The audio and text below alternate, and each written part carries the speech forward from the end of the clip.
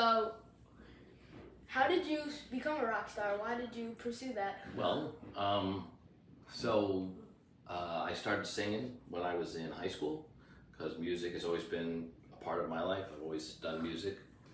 And I started off playing the guitar, and I wasn't very good at it.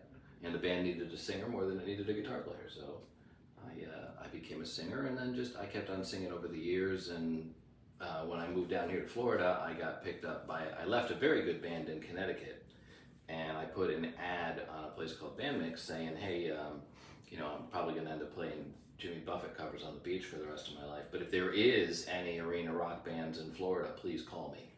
And I got picked up a day later. Once I got here, it was like a week. They found me, and I became a part of Maiden came, and we opened for Warrant. The first week Warrant's an 80s metal band you probably never heard of before, but we opened up for them 1 week after I got here, and I've been with them now for about 10 years. Wow.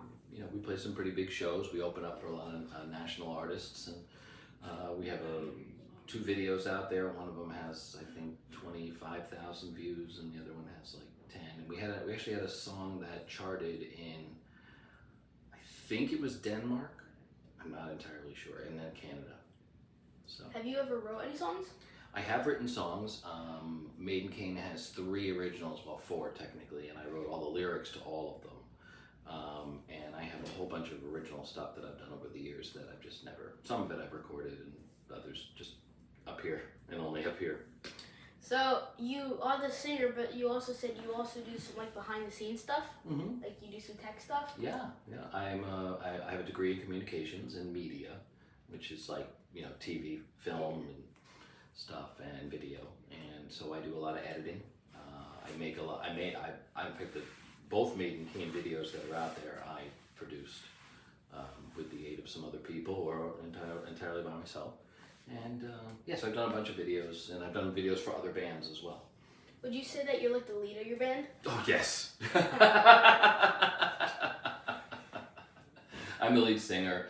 As a result, I mean, we're all equal partners. Nobody's bigger than anyone else, really.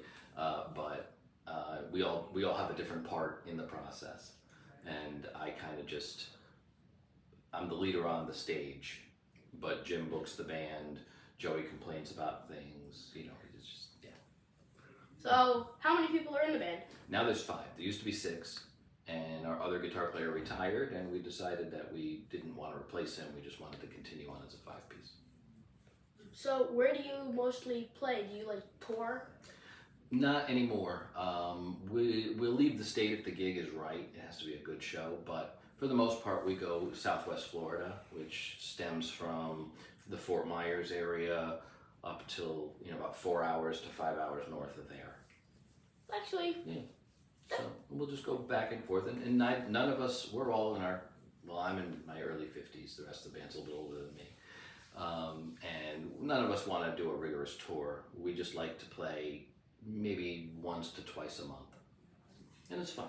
that's cool. Yeah. So this isn't like a thing that you'll know, but like just guessing from like your perspective, do you think like a lot of people that like aren't from Florida may know like the band's name or your name? So, like I said, we had a single that charted overseas in a couple of different countries. It was on a couple of different indie charts. So for a little while, we would get messages from people in like Canada asking when we were going to come over there and tour. And we didn't know that the song had even reached there. It just kind of got there on its own. So, we're getting these messages from people, and they're like, when are you playing? And we're like, oh, we're going to be down in Fort Myers this weekend. And they're like, well, where's Fort Myers? We're in Canada. Oh, okay. So possibly, you never know. We've left the state. We went to Chicago. We went to Indiana. We've been to a few different places to play some shows, but we haven't really done too much outside of the state of Florida other than release music. So you never know. You could say it to somebody and they might know. That's kind of cool that you're like a micro celebrity kind of. That's what my son calls me, a micro celebrity. Were you like, for say, micro celebrity back in, where did you say? So there's been different, over the 10 years, 11 years I've been here in Florida. When Maiden Cane started, we kind of just, because our bass player Jim is, he's played with a few famous people before, a few very well-known musicians before, and on the strength of that, we got into a lot of big shows.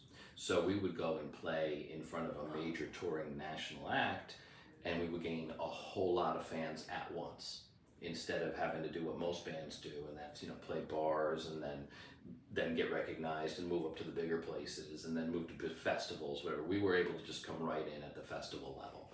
Were you known in Connecticut? Like, were you in a big band in Connecticut? I was. In Connecticut, I had a band called The Mix, and I was in that band for probably about 6 or 7 years, and that was one of the most popular bands in the area I lived in, and we would pack any place we played.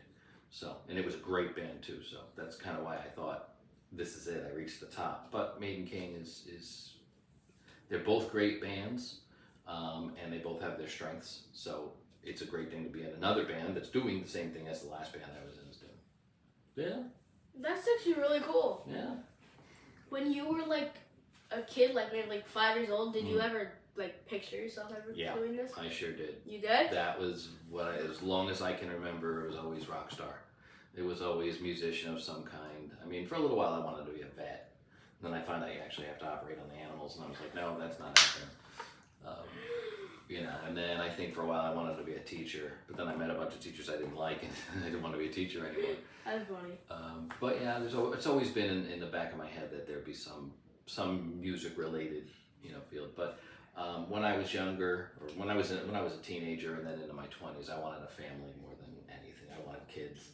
I wanted to get married and live that life. So I kind of didn't pursue music for a long time. And the music that I liked changed in the end of the 90s to the early 2000s. The music that I like disappeared, and a form of music called grunge came along. And grunge was a very dirty, very distorted, noisier kind of music. And a lot of kids still love it today. It was just never my scene, and it kind of took over. So I left music behind for a while, and I was in a wedding band for a while, which was a lot of fun too. That sounds cool. Yeah. Anything else you want to say to the camera? Well, let's see. So Zoe's pretty cool. I like Zoe. But yeah, I mean, so the celebrity thing, the famous rock star thing, really what it is I just played in this area has a concentration of people that go to a lot of shows. People love live music here in Florida. It's something that everybody does. That's what you do on the weekends. You go to festivals, you go to concerts. Everybody loves live music. So because of that, the area that I'm in sees me play in a lot of these shows.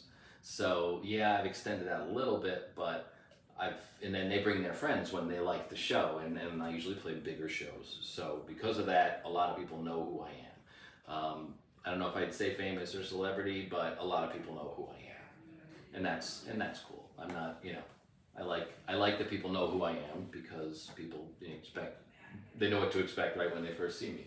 Are you one of those singers that, no, this is a weird question, but are you like one of those singers that like your voice is completely different than your singing voice?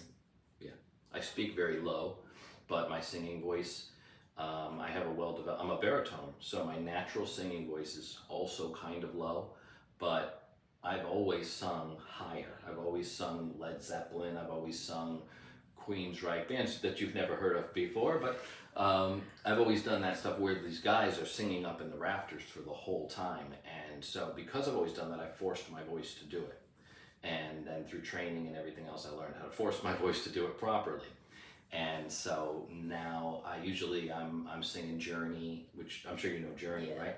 So I sing Journey, I sing Def Leppard, Styx, Whitesnake, and all that stuff is known for being way up. So yes, when people hear my actual speaking voice, they're kind of shocked.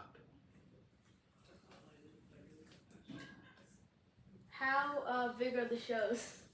So the biggest one I think we've played was we opened for Quiet Riot in Cape Coral for about 10,000 people. And then the next one would have been Night Ranger. And then Lita Ford too. Lita Ford was like 8,000 people. So we've had a few pretty big ones. One of the first shows we did early on, I think it was our 5th show, we played at an event called the Coconut Festival. And we opened up for a band called 38 Special. 38 Special was huge in the 80s and the 70s. and you've probably never heard of them before, but the stage had a catwalk. Do you know what that is? Yeah. It's a walkway that you walk. So they had, and I'm going to use it if I got it right. So I'm out there on the catwalk, and I wasn't paying attention to the audience because when we started playing, we only had maybe 100 people in front of us, and it was cool. They were watching. I'm entertained, but I kind of walked out mid catwalk, and it got dark. While over the time we were playing, because it was later, so we were getting closer to the end of our set, and we only had like 4 songs left. And I was out there just singing, and I wasn't paying attention. And all of a sudden, I like opened my eyes, and it was full in front of me. There was like 3,000 people in front of me, and it happened like that. And I didn't even know they had gathered. So there's a picture somewhere. If I can find it later, I'll show you. There's a picture of me standing at the end of this catwalk with all of these people surrounding me, watching me. And it was like crazy. It was like the first time I realized that, we had something pretty cool going on. Do you like performing for people? I love it. I'm a ham. Do you recommend it for people that want to pursue music? Hey, if you love music, definitely pursue it. It's, don't let anybody tell you there's things you can't do. If you want to do it, do it. Get educated. Learn how to use your instrument properly. Learn how to play it properly, and you can do a lot with it. Voice is an interesting thing because if you use it wrong, you can lose it. And then on top of that, you can gain like throat issues too from singing wrong. A lot of singers out there today that are popular are not trained properly. So they destroy their voices after a few shows, and then they got to stop touring in order to recover. So if they just stopped and took a year's worth of lessons from a professional teacher, they could overcome that. But, nobody does that. All right. Well, thank you for letting me interview you. It's my pleasure. Absolutely. So do you, I don't think I've asked you, do you play an instrument or have an interest in anything musical? For school, I do play a recorder. All right. And I've never thought of it, but I did get to play like one of those, not a tuba. Trombone. A trombone. Mm-hmm. That is kind of cool. I might want to get into that, but I do like singing, so. There's a girl who has a channel on, I think it's on Instagram, but it's probably everywhere else too. And she plays trombone, and the trick is that she's not very good at it, but that's what's funny about it. So she just says she's going to play a song, and she takes the trombone, she's all professional, and then she just plays, she tries her best to play the song, and I'm sure it's not her best, but it's hilarious. And she's like viral now because she does this, and it's like, today these days anything's possible, whether you're good at the instrument or not. So, but yes, definitely pursue music. It's always something you can do. Recorder's a cool instrument. I mean, people think it's a recorder. You get one in 3rd grade or whatever. You get one in 3rd grade. But if you've ever seen a professional recorder player, they are actually really cool. Actually, you can do some really cool stuff with a recorder. Yeah. So, yeah. Thank you, Zoe. It was a pleasure being interviewed by you. You have a great interviewer skills. Thank you. Right on. Like and subscribe. Peace out, guys. I hope you guys enjoyed that video of me interviewing Cliff from Maiden. He is a pretty big celebrity in Florida. Just like he said at the end of the video, make sure to like and subscribe. I'm ZJ. Peace out, guys.